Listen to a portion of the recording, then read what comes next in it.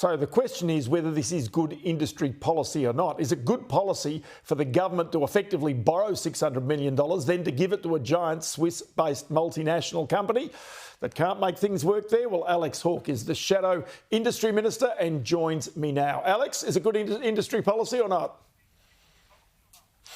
Not in the long run, no, Ross. Obviously, you know the answer to that. And they're not the only company with their hand out in Australia at the moment. And we have to ask why we've lost all our competitive advantages and why the government continue to pursue policies which mean there are no competitive advantages for manufacturing and heavy industry in Australia. That's what our criticism is. Of course, for strategic capability and our sovereignty, we need to keep smelting in Australia. We need to keep some of these critical industries going.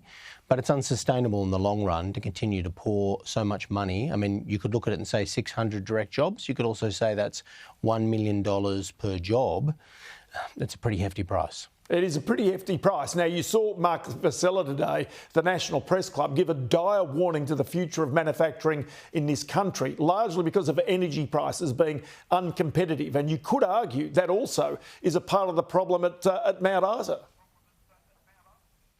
Absolutely, that warning was crystal clear, but industry has been telling government and been telling all of us in Parliament for some time, energy costs are number one, 2 and 3. And so with energy abundance in our country, this is part of the problem with the government's energy chaos. We should be able to secure a fixed price for gas for manufacturing and industry in Australia so that we're able to compete internationally and deal with some of the factors that are causing other pain. So the other point about this is whether Australia is actually big enough to be able to compete with industrial nations that have greater capacity around the world. That happened to our petroleum industry, for example, which disappeared pretty much offshore, most of it, as a result of a lack of competitiveness and giant refineries in Singapore. The question is whether Australia is simply too small to smelt copper, to smelt aluminium, to smelt steel in the future. Well, we're going to have to be able to do all of those things for our sovereign capability and defence needs and given the rockier strategic environment. So the government's right to make sure we can do this, but it's unsustainable to continue to bail out. We've had billions there in Whyalla. We've had hundreds of millions in Nurstar. We've had Kwinana closed recently, many more manufacturers and industrial producers saying we can't compete, and 600 million today. That isn't sustainable. But we do have energy abundance. We do have critical minerals that the world envies. We've got to create competitive advantage through our policy and our settings as a government so that people can compete and the industries are sustainable. And we do believe in a domestic gas reservation. We took that policy to the last election. It was criticised by a lot of people in industry because it was going to break a few eggs in relation to the policy. However, we're keeping that in our cadre of policies that we're looking at for the future. We do have to take a very Australia First approach about energy and energy supply. OK, so the government right now, as you point out, got Nurstar, you've got Whyalla, you've now got Mount Isa, you're likely to have the Tomago smelter at some point in the near future. You've got a whole bunch of smelters up the east and west coast. You've got Rex Airlines as well, basically still in government hands. Is any company of any strategic importance in Australia allowed to go broke these days?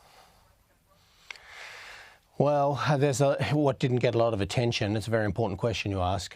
There was an advanced manufacturer, a lithium-ion battery manufacturer in New South Wales, also go into receivership. That had received government money as well. And so when the government says future made in Australia, we're going to have these green new jobs, not only are we seeing traditional industries that are critical to the economy failing, but we're also seeing advanced manufacturers that the government is supporting also unable to compete. So we're losing at both ends of the spectrum, and it does make everyone question, and we have to ask the government, where are the green new jobs if we can't manufacture in things like ion lithium battery manufacturing? OK, so because there's the problem. Competitiveness is the issue here. And we've seen chief executive after chief executive saying that they're putting their capital in America in preference to Australia because the energy's cheaper, the wages are cheaper and the taxes are cheaper. So they keep more of the profits when they make those profits. Isn't that fundamentally the issue here, that because of government policy here in Australia, because of the spending of government, you can't get the economic growth because basically you're driving a lot of your industry out of the country? Yeah, absolutely, Ross. And the cost structures is the issue we're flagging now. Of course, you've got to keep some of these critical industries going, especially in critical minerals for now and smelting. And that's what the government's doing. However, it's very expensive. They're not looking at energy costs. They're not looking at tax reductions. They're not looking at red and green tape reductions. And in fact, their climate targets that they're proposing will put more pressure on this equation across industry and manufacturing. That's why we're opposing the government's climate targets for 2035.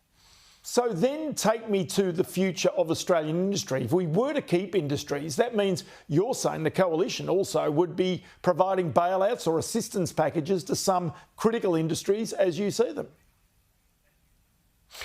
We'd prefer to make sure we do have genuine support for sovereign capability. Now, that shouldn't be in the form of bailouts every, patchwork by patchwork, year by year. There has to be recognition that the cost structure is broken, and that is largely, and a huge part of that is government setting up the cost structure to be too bad. So government does have levers. We do need to see lower costs in terms of tax. We do need to see energy costs addressed, and the government won't even at the moment seriously say that energy cost is the issue that industry faces. They won't even acknowledge that's the primary issue. It's certainly the issue that keeps screaming from industry back to government, and yet at that point almost nothing is done. Alex Hawke, good to have you on the program today. Thanks, Ross.